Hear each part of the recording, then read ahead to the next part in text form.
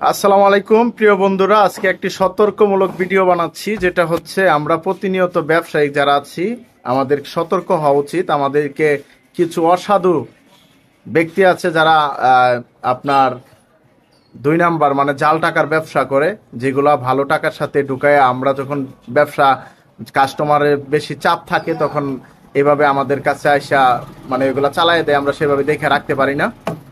তো যারা বেশি টাকার লেনদেনের ব্যবসা করি আমরা বিকাশ ফ্লেক্সিলোড, তখন আমাদের অনেক টাকা 30-40 হাজার বা এরকম 20 হাজার করে লেনদেন হয়, যেগুলা কাস্টমাররা নিয়ে আসে। আমরা অন্য কাজের সাথেও ব্যস্ত থাকি, যার ফলে টাকাগুলা সেভাবে অনেক সময় দেখা হয় না। তো এই যে সকাল সকাল দেখেন একটা গসা খাইলাইছি আমরা, যেখানে হচ্ছে এই যে আমার ছোট ভাইয়ের হাতে দেখেন যে দুইটা 1000 টাকার নোট।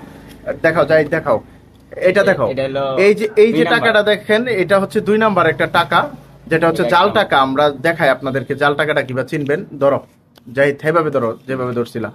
এই যে দেখেন জাহিদের হাতে ধরা, এই যে এই সাইডে দেখেন বঙ্গবন্ধুর যে ছবিটা রয়েছে শেখ মুজিবুরের, আমি হাতের আঙুল দিয়ে আপনাদেরকে দেখাচ্ছি। এই ছবিটা দেখেন একটা কার্টুনের ছবির মতো দেখাচ্ছে, যেটা হচ্ছে একটা 2 নাম্বার টাকার মধ্যে এই ছাপগুলা দেওয়া হয়ে থাকে। আর হচ্ছে এই টাকাটা একেবারে দেখেন, এই যে টাকাটা একেবারে হালকা, একেবারে হালকা কাগজের মধ্যে, যেটা এই যে ভেঙে যাচ্ছে, অলরেডি ভেঙে যাইতেছে। জাহিদ একটু ভালো করে দেখাও টাকাটা, এই যে হ্যাঁ টাকাটা একটু রিভিউ সুন্দর করে দেখাও, লম্বা করো, যে মাঝখান থেকে দেখেন যে এটা কিরকম দেখাচ্ছে। আর ওই ছবিটা দেখাও, ছবিটা কিরকম, মানুষ সতর্কমূলক সতর্ক হোক। এই যে ছবিটা দেখেন, এই যে দেখেন বঙ্গবন্ধুর যে ছবিটা দিচ্ছে, সে একটা মোটু পাতলুর ছবির মতো।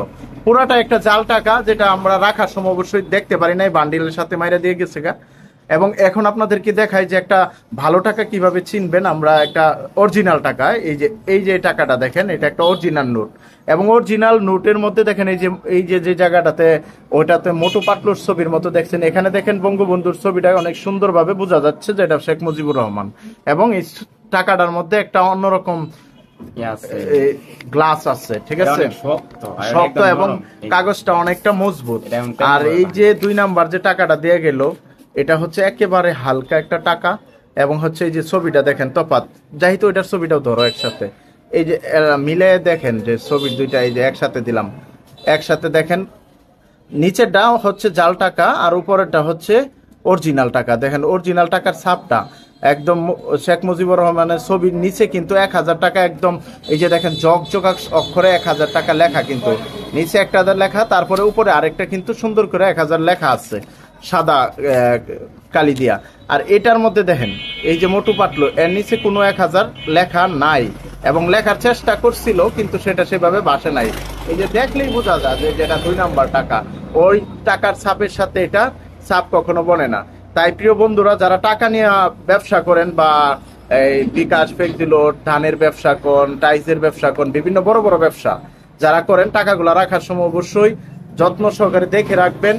কারণ হচ্ছে এই যে সকাল সকাল ধরাই দিয়ে গেল, এই লোক তো এখন কে ধরাই দিছে, এখন কাকে বলবো?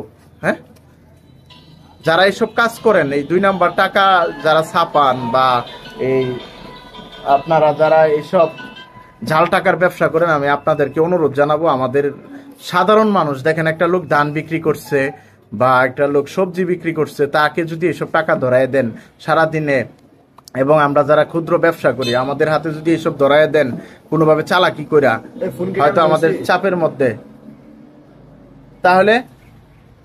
তাহলে কি হবে, আমরা যে সারাদিনে লস খাইলাম, আমাদের পরিবারের উপরে চাপ পড়ে। তাই অনুরোধ জানাবো, যারা এসব 2 নাম্বারই ব্যবসা করেন, এগুলা ছাইরা ভালো হন ভাই, ভালো হন। এবং হচ্ছে এইসব 2 নাম্বারই টাকার ব্যবসা করবেন না, মানুষকে ফাঁকি দিবেন না। এইসব যে 1000 টাকা একটা মানুষের ইনকাম করা মোটামুটি কষ্টকর। তাই মানুষকে এভাবে ফাঁকি দিয়ে মানুষের সাথে প্রতারণা করবেন না।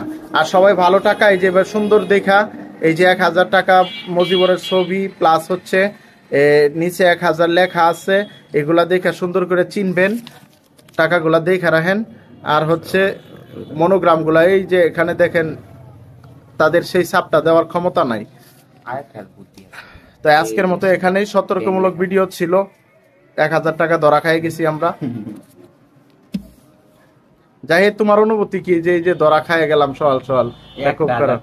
তুমি খালি শুধু একটু ভিড়, কাস্টমারের চাপের মধ্যে থাকার কারণে এই অবস্থাটা হয়েছে।